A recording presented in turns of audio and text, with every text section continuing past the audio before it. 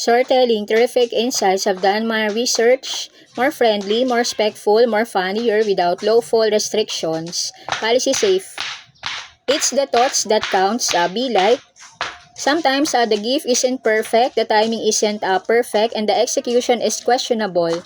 But hey, it's thought.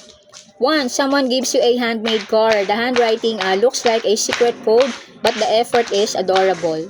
2. Your comrade bring you a tiny gift. Tiny package, a huge heart. 3. Someone remembers your favorite snack. They remember that deserves bonus points. 4. Your comrades cooks for you. It may look suspicious but appreciate the effort. 5. Someone sends you a motivational message. You got this. Suddenly, you feel like a superhero. 6. Your sibling saves you the last piece of pizza. That's basically a love letter in food form. 7. Someone draws you a picture. Isn't a cat or a potato, doesn't matter, the effort counts.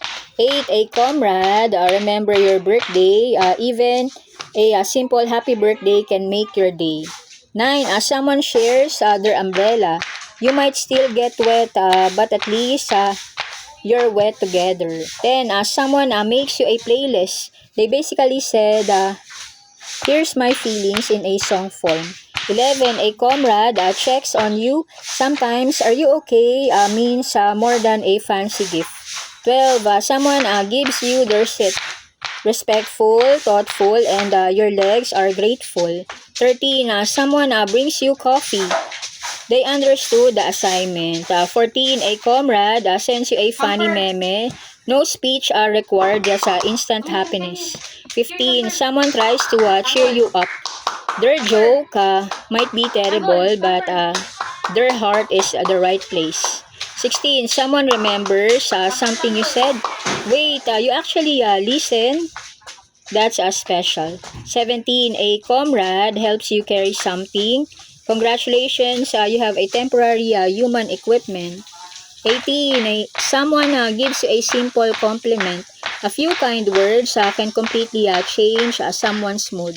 19. Someone makes you breakfast. It may be slightly burnt, but love sometimes comes with extra seasoning. 20. A comrade waits for you. They could have left, but they choose to stay. 21. Someone sends you a good luck message. Tiny message, big encouragement. 22. Someone gives you their favorite snack. Now, that is friendship under pressure. 23. Someone tries to make you laugh. The joke fails spectacularly, but the attempt succeeds. 24. A comrade helps you clean up. Nothing says friendship like fighting the mess together. 25. Someone remembers your favorite color. It shows they actually pay attention. 26. Someone makes a handmade gift. It might not belong in a museum, but it belongs to your heart. 27. A comrade gives you advice even if you don't follow it. Appreciate that care.